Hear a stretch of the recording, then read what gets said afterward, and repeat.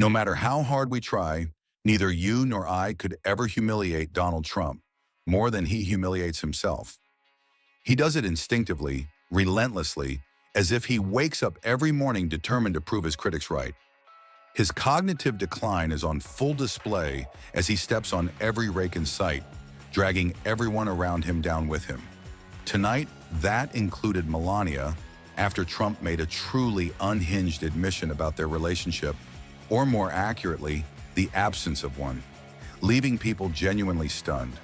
We're going to break down all of it, but before we do, please take a moment to leave a like on this video, and if you haven't already and you enjoy what we do here, hit that subscribe button. It genuinely helps support the work. Now, before we get to the jaw-dropping admission Trump made tonight about his non-existent relationship with Melania, and before the divorce rumors grow even louder, let's start where Trump opened his remarks in front of congressional Republicans. He kicked things off by bragging about imaginary investments, all while looking visibly unwell. Just take a look at his makeup-caked hand. Well, we have so many different, but what we're really here to celebrate is Christmas. So I want to wish everybody a very Merry Christmas, a very Happy New Year, Happy Hanukkah, whatever it may be, it's going to be happy. And we're going to have a fantastic year. We have a fantastic year coming up. You know, never in our country have we had investment like has taken place over the last 10 months. We have $18 trillion plus already, and I think by the end of the year, it'll be over $20 trillion. That's more than any nation anywhere in the world at any time by quadruple. In the previous administration, just to give you a little fact, not to be hostile, but they had less than 1 trillion over 4 years. So we have 18. I think we'll have 20, but we have 18 over 10 months. So that's some. Yes, Donald Trump's favorite economic metric, fake numbers, and that's exactly what this was. When Donald Trump claims he's brought more investment into the United States than the entire GDP, you don't need an economics degree to know he's lying. You just need functioning ears and maybe a calculator. This is pure fantasy delivered with absolute confidence. What makes it even richer is how Trump parades these so-called investment commitments and somehow drags Joe Biden into the story, babbling about deals with the EU, as if foreign governments can force private companies to invest in the United States. They can't. That's not how private investment works. There is no binding commitment. There is no enforcement mechanism. None of it exists. It's just Trump taking credit for numbers he pulled out of thin air because it makes him feel important. And that's the real through in here. Trump needs to believe he's the greatest deal maker in the world because that myth is emotionally essential to him. But he's not that. He's a confused, increasingly erratic bigot, flailing as his political relevance slips away. His presidency is unraveling. And frankly, so is he. Which is why, standing in front of a room full of Republicans, Trump reached for the only thing that still reliably unites that crowd. It's not competence, it's not policy, and it's certainly not Trump himself. Not right now. Not with the Epstein mess hanging over him. It's racism. So yes, he went there again. Job, Tom. You are a difficult man, and Tommy's very friendly with the Somalians. You know, he's doing a great job. He's a big fan. He's a big fan of Somalia. Anyway, he said, please correct that. Thank you, Tom. Very. Thank you. He's a great guy. He's done a fantastic job, and we really appreciate it. And you have so many members of the House and the Senate, but I just want to thank a few of them. And I do mean it. I think it's fantastic that we're all here together. Great, let's attack Somalis, because apparently Donald Trump hasn't gone to that well enough yet at this point. It's his default move. And the reason is simple. He knows he's weak, he knows he's flailing, and he can see his own movement cracking right in front of him. It's worth remembering who this guy used to pretend to be. The same Donald Trump who, at the beginning of his presidency, and for much of it afterward, wanted everyone to believe he was inevitable, unbeatable, unstoppable, that his authoritarian project couldn't be slowed, couldn't be blocked, couldn't be derailed by anything or anyone. That version of Trump doesn't exist anymore. The reality now is resignations piling up, chaos spreading, and even Marjorie Taylor Greene openly talking about blowing up Mike Johnson, whether that's by Republicans walking away from the House or going straight at leadership themselves. That's what Donald Trump is staring down right now. He's embarrassed, he's weak, and not just within his own MAGA movement, which is visibly fracturing, but in his personal relationships as well. And in a moment of remarkable cell phone, he actually alluded to one of those relationships himself just before we get to the Melania part. I went to the hospital and they actually thought he wasn't going to make it. His wife was devastated. She was crying. I tell the story. I found out that night you have a wife that loves you dearly. I know many wives would not even be crying, but your wife was absolutely a mess. She was crying. She was inconsolable, Steve. So we found that out, but he made it. And then So then you've got Donald Trump musing out loud about how he knows a lot of people don't have very good relationships with their significant others. Now ask yourself, why would Donald Trump feel compelled to volunteer that? And if you watch the clip closely, take a look at Melania's face. She's not laughing. She's not amused. She's not playing along. And maybe that's because it hits a little too close to home. Because in the middle of a rambling tirade that barely held together, Trump decided unprompted to give everyone a window into his own relationship with Melania. Not intentionally, of course. He never means to tell on himself, but that's what happened.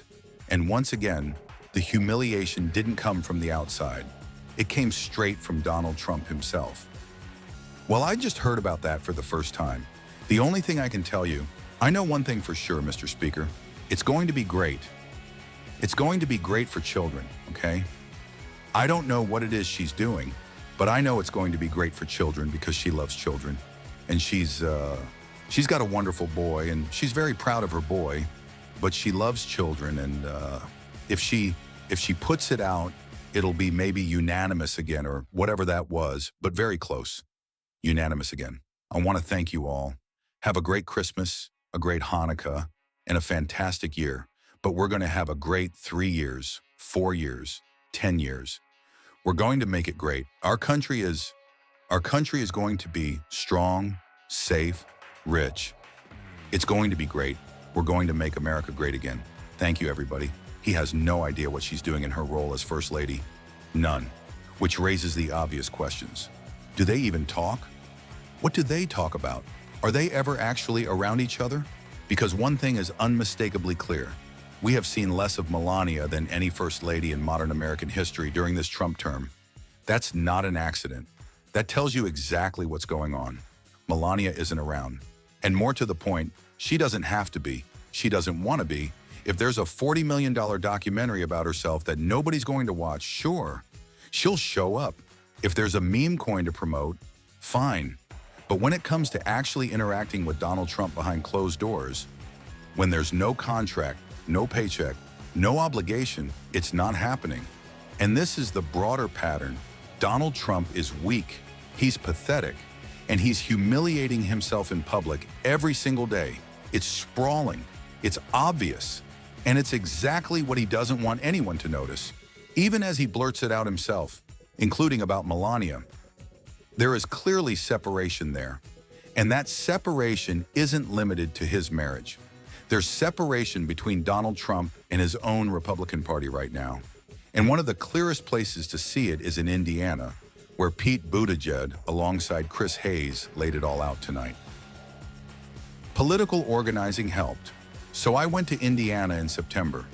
We had a rally with hundreds of people, about 1,000 people filling that atrium of the State House.